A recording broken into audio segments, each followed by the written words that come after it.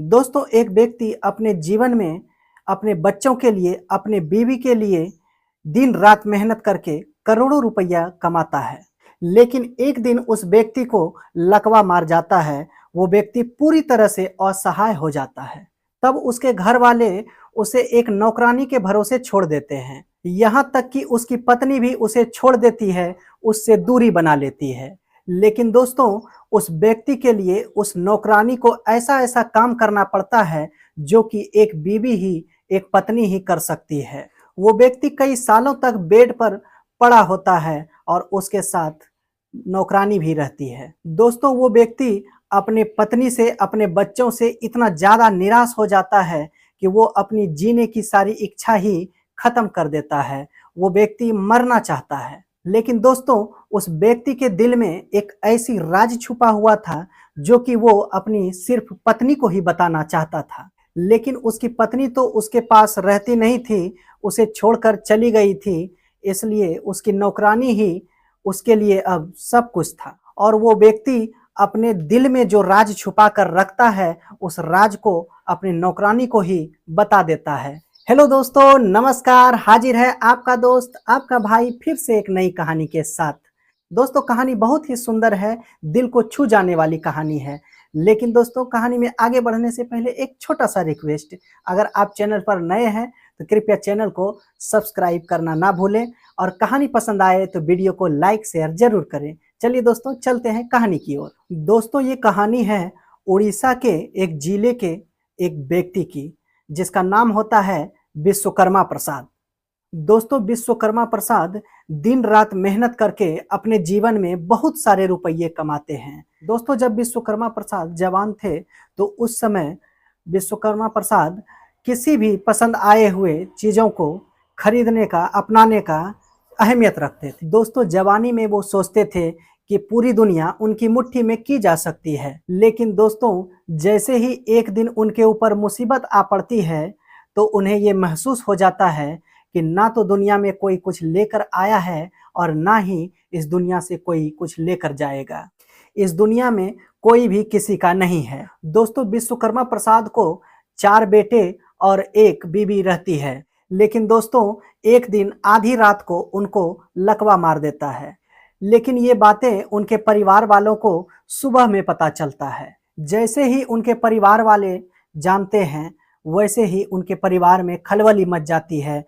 वो तुरंत हॉस्पिटल में उसे भर्ती करवाते हैं। लेकिन दोस्तों, वहाँ के डॉक्टर उन्हें बताते हैं कि उन्हें अस्पताल लाने में बहुत ज़्यादा देरी हो चुकी है, इसलिए उनकी हालत में सुधार हो पाना बहुत मुश्किल है। हो सकता है कि जब तक वो जिए तब तक उनको पूरी उम्र बिस्तर पर ही गुजारना पड़े। यहाँ तक कि डॉक्टर उन्हें ये भी बताते हैं कि हो सकता है पूरी जीवन में ये कभी अब ठीक नहीं हो पाए। और फिर दोस्तों, करीब 15 दिन तक विश्वकर्मा प्रसाद हॉस्पिटल में भर्ती रहते हैं। उसके बाद उनके घर वाले उन्हें घर ले आते हैं। अब दोस्तों, विश्वकर्मा प्रसाद को घर पर ही रहना था, बिस्तर पर ही उन्हें सब कुछ करना था। खाना भी बिस्तर पर ही खाना था, लैट्रिन वगैरह भी बिस्तर पर ही करना था। दोस्तों, हॉस्पिटल में तो हॉस्पिटल के स्टाफ होते हैं, इसलिए वहाँ के स्टाफ देख-रेख कर लेते थे। लेकिन अब सवाल ये था कि घर पर उनकी सेवा इस तरह से अब कौन करेगा? वो बिस्तर से उठकर एक कदम भी चल नहीं पाता था। दोस्तों, अब आप समझ सकते हैं कि जिस व्यक्ति को लकवा मार जाए, वो किस स्थिति में जी रहा होगा। दोस्तों, विश्वकर्मा प्रसाद के घर में एक नौकरानी काम करती थी और वो नौकरानी काफ़ी दिनों से उनके घर में काम करती थी। दोस्तों, उस नौकरानी का नाम होता है सविता। सविता और विश्वकर्मा प्रसाद की बीवी दोनों मिलकर उनका सेवा किया करती थी। दोस्तों, 1-2 हफ्ते तक विश्वकर्मा प्रसाद की पत्नी सविता के साथ मिलकर उनको नहवा दिया करती थी, उनके कपड़े चेंज कर दिया करती थी और भी इस तरह से कई प्रकार की सहायता मिलकर कर दिया करती थी। लेकिन दोस्तों, एक दिन विश्वकर्मा प्रसाद की पत्नी ये सोचती है कि ये तो इस तरह से पूरी ज़िंदगी इसी तरह बिस्तर पर पड़े रहेंगे, मैं इस तरह से भला कब तक इनकी सेवा करती रहूँगी।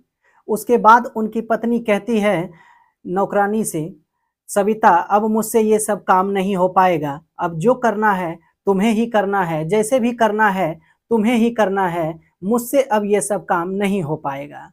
तो सविता कहती है, ठीक है कोई बात नहीं है, मैं सब कुछ कर दिया करूंगी, लेकिन कम से कम अगर आप साथ में रहेंगे तो मुझे बहुत अच्छा लगेगा। दोस्तों, विश्वकर्मा प्रसाद की पत्नी 2-4 दिनों तक सविता का साथ देती है और फिर वहां से वो अपने बेटे के साथ वो दूसरे घर में चली जाती है। दोस्तों, विश्वकर्मा प्रसाद जहां पर रहते थे वो उनका पुराना मकान था। वहीं पर वो अपनी पत्नी के साथ रहते थे और उनके साथ एक नौकरानी भी रहती थी। और दोस्तों, उनका बच्चा जो है वो नए वाले मकान पर रहते थे, जो उनका दूसरा मकान था, वहां पर उनका बच्चा रहता था।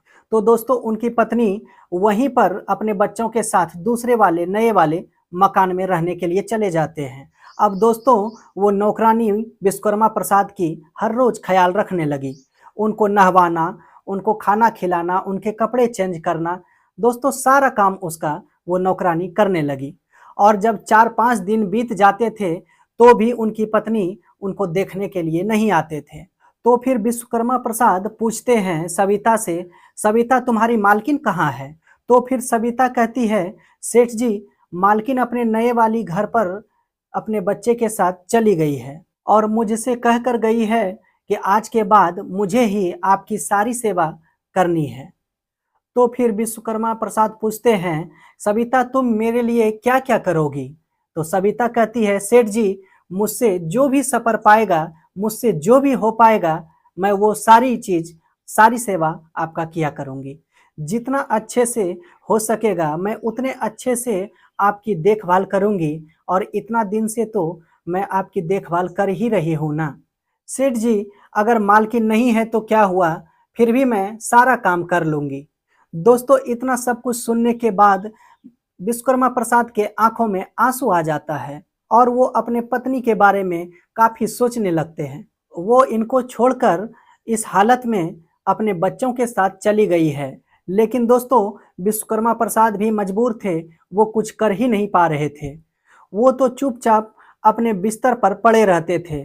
नौकरानी आते थे और उन्हें नहलाते थे, खिलाते थे, उनके कपड़े बदलते थे, उनका सर दबा देती थी, उन्हें तेल मालिश कर दिया करती थी। जो एक काम उनकी पत्नी को करना चाहिए था, वो उनका नौकरानी किया करती थी। अब दोस्तों, विश्वकर्मा प्रसाद और नौकरानी के बीच में कोई भी पर्दा नहीं रह गया था, क्योंकि आप लोग तो जानते ही हैं, अस्पताल में जब कोई मरीज भर्ती होता है तो हॉस्पिटल के कर्मचारी ही उनका सब कुछ काम किया करते हैं, उन्हें पोटी वगैरह करवाते हैं, उन्हें उनका कपड़ा बदलते हैं। इस प्रकार से विश्वकर्मा प्रसाद की देखभाल नौकरानी भी कर रही थी। दोस्तों, वो नौकरानी कोई नर्स तो थी नहीं, लेकिन फिर भी वो नौकरानी बहुत ही गरीब थी, इसलिए उन्हें सारी चीजें करनी पड़ती थी।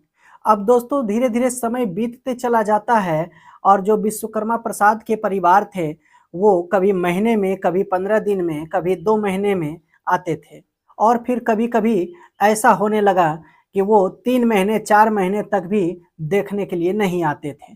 ऐसे ही करते करते समय बीतते चला जाता है और नौकरानी सविता विश्वकर्मा प्रसाद की बहुत ही अच्छे तरीका से ख्याल रखने लगती है। दोस्तों, यहाँ तक कि विश्वकर्मा प्रसाद की पत्नी भी उन्हें 3-3 4-4 महीने तक उन्हें देखने के लिए नहीं आती थी और कभी आती भी थी तो वो सिर्फ आकर देखकर तुरंत निकल जाती थी। दोस्तों, सविता जो उसकी नौकरानी थी, उनका घर लगभग 5 किलोमीटर दूरी पर था, इसलिए सविता रोज रोज अपने घर जाती थी और फिर घर से वापस आती थी। तो विश्वकर्मा प्रसाद के घर पर आने में काफी समय लग जाता था और विश्वकर्मा प्रसाद की हालत अब ये हो चुकी थी कि उन्हें आधा घंटा के लिए भी छोड़ना बहुत मुश्किल हो गया था। इसलिए एक दिन विश्वकर्मा प्रसाद सविता को कहते हैं कि सविता, ऐसा करो, तुम मेरे घर के बगल वाले ही घर में तुम एक रूम किराए पर ले लो, अपने बच्चों को भी यहीं पर लेकर आ जाओ और यहीं पर रहने लगो, ताकि जब तुम पास में रहने लगोगी तो तुरंत आते जाते रहोगी और मुझे भी अच्छा लगेगा। और वैसे भी अब मुझे मन भी नहीं लगता है, तुम हमेशा मेरे पास 24 घंटा रहा करो।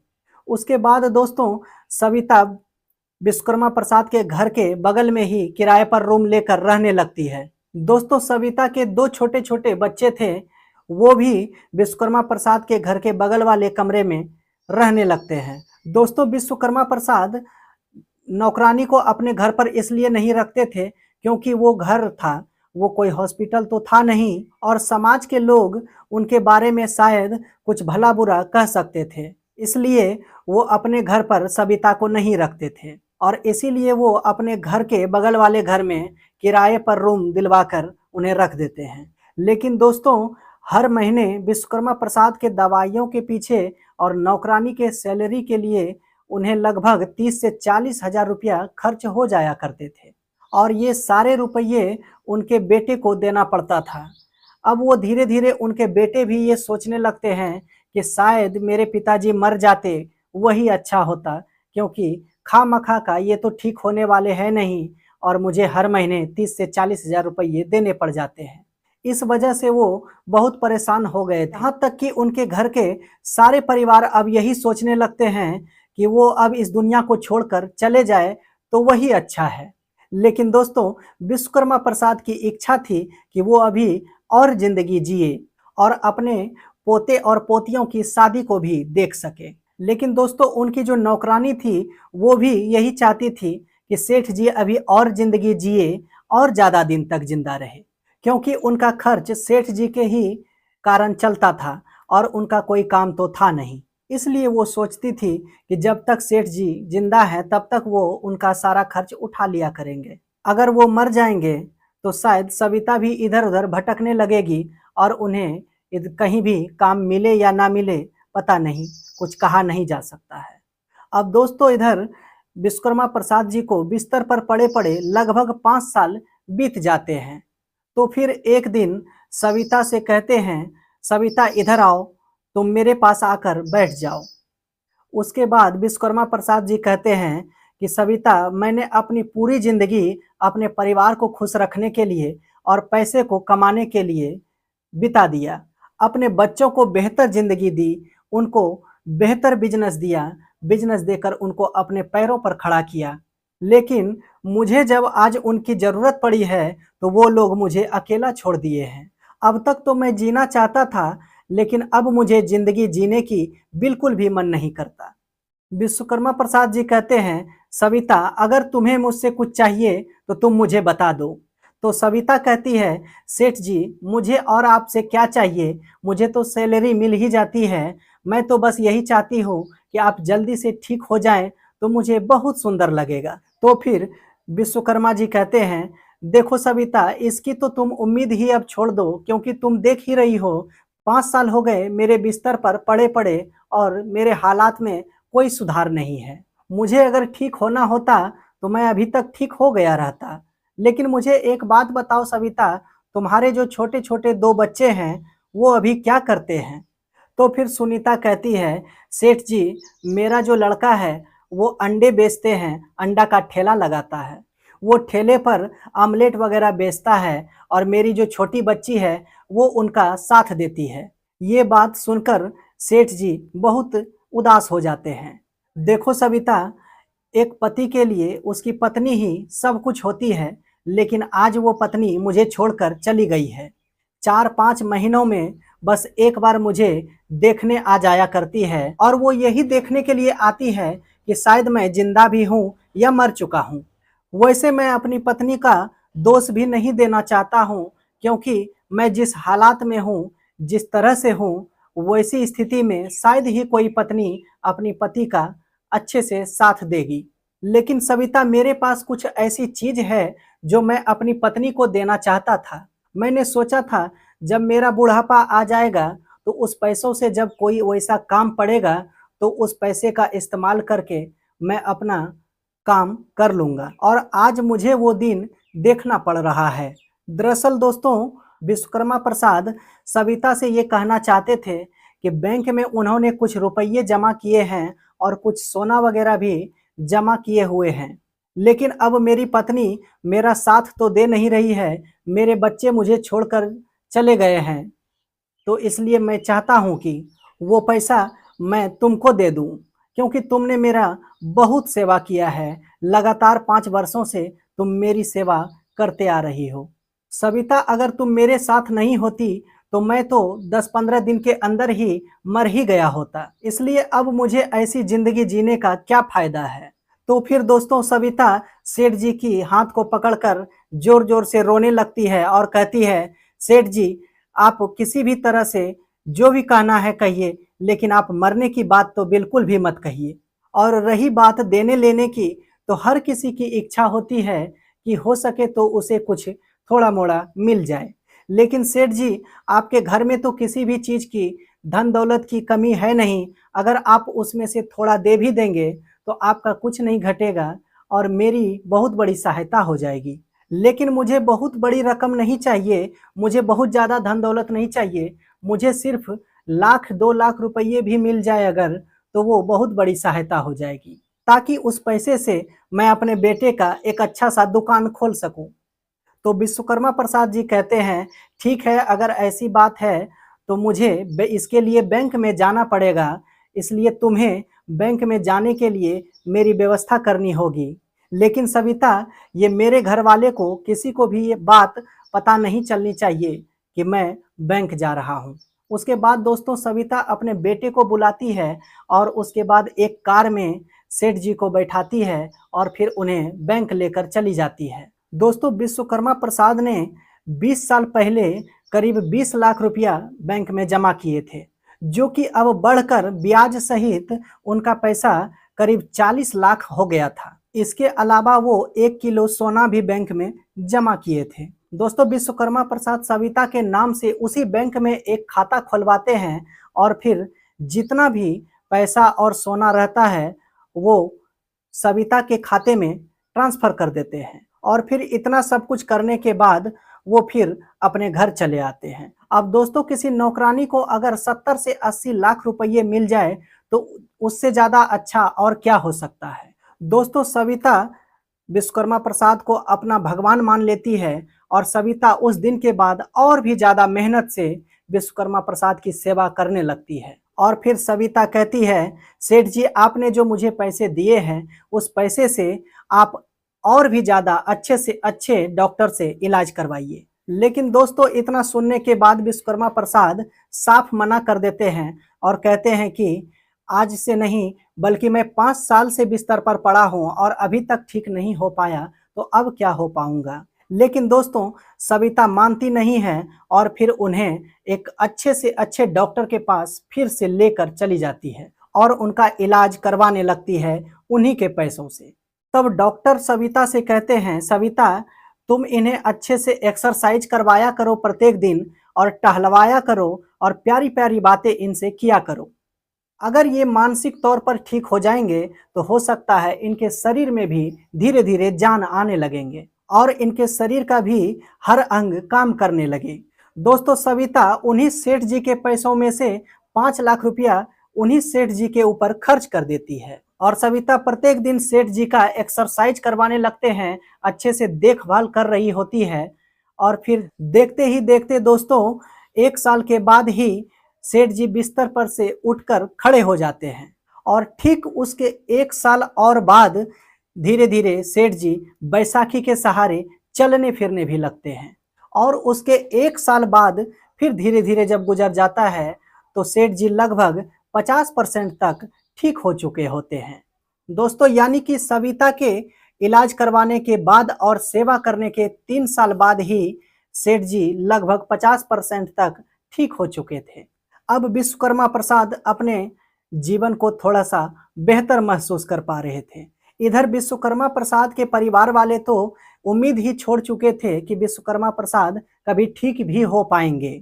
अब उनके परिवार वाले तो सिर्फ यही सोचते थे कि शायद किसी दिन उनका मौत हो जाएगा तो उनकी नौकरानी उसे खबर दे देंगे और फिर वो आकर उनका अंतिम संस्कार कर देंगे। और दोस्तों यही सब सोचकर विश्वकर्मा प्रसाद से उनके परिवार वाले मिलने भी नहीं आते थे। लेकिन दोस्तों इधर सेठ जी तो धीरे धीरे ठीक होते जा रहे थे, तो वो भी अपने परिवार वालों से मतलब नहीं रखते थे कि परिवार वाले उनका ख्याल रखते हैं या नहीं रखते हैं, ऐसी मन में कुछ भी नहीं लाते थे, क्योंकि वो सविता को ही अपना सब कुछ मान चुके थे। कुछ दिनों के बाद दोस्तों विश्वकर्मा प्रसाद सविता के बेटे के लिए एक दुकान खुलवाना चाहते हैं। लेकिन दोस्तों जब ये बात सेठ जी के घर वालों को पता चलता है तो वो इस बात का विरोध करने लगते हैं और कहते हैं कि आप जब नौकरानी को अपनी सैलरी देते ही हैं, तो फिर उनके बच्चों को दुकान खुलवाने की क्या ज़रूरत है। लेकिन दोस्तों, सेठ जी उस नौकरानी के अहमियत को समझ चुके थे। उनके घर वालों ने जब उनका साथ छोड़ दिया था, तो उस वक्त उनके नौकरानी ने ही उसका सारा साथ दिया था और सारी सेवा की थी। इसलिए वो नौकरानी की अहमियत को समझते थे। उसके बाद दोस्तों, सेठ जी सविता के बेटे के लिए एक दुकान खुलवाते हैं और अपनी घरवालों की बात को नहीं मानते हैं, और फिर भगवान की मर्जी से वो दुकान भी अच्छा खासा चलने लगता है। दोस्तों, सेठ जी का जो लड़का था, वो करीब 4-5 महीने में, कभी 6 महीने में एक बार मिलने आ जाया करता था। लेकिन सविता का जो बच्चा था, वो सेठ जी से हर सप्ताह मिलने के लिए आ जाया करता था और उनका दुकान भी अच्छा खासा चलने लगा था। दोस्तों, 2011 में विश्वकर्मा प्रसाद को लकवा मारा था और 2021 में वो पूरी तरह से अपने पैरों पर ठीक होकर के चलने लगे और आज उनकी उम्र लगभग 68 वर्ष हो चुकी है। और दोस्तों, वो अपना जीवन आज भी बहुत ही अच्छे तरीके से अपना जीवन जी रहे हैं और विश्वकर्मा प्रसाद और उनकी पत्नी दोनों का ही सेवा उनकी जो नौकरानी है सविता, वो अभी किया करती है। दोस्तों, सविता का जो लड़का है, उसका भी दुकान बहुत सुंदर चल रहा है और वो भी अपने काम में व्यस्त है। तो दोस्तों, ये थी हमारी आज की कहानी। आशा है आप सभी को पसंद आई होगी। आपका क्या कहना है इस कहानी के बारे में, कृपया करके कमेंट बॉक्स में ज़रूर लिखें। और दोस्तों, अगर कहानी पसंद आई हो तो कृपया वीडियो को लाइक करें, शेयर करें। मिलते हैं फिर एक नई कहानी के साथ। तब तक के लिए मुझे दीजिए इजाज़त। धन्यवाद।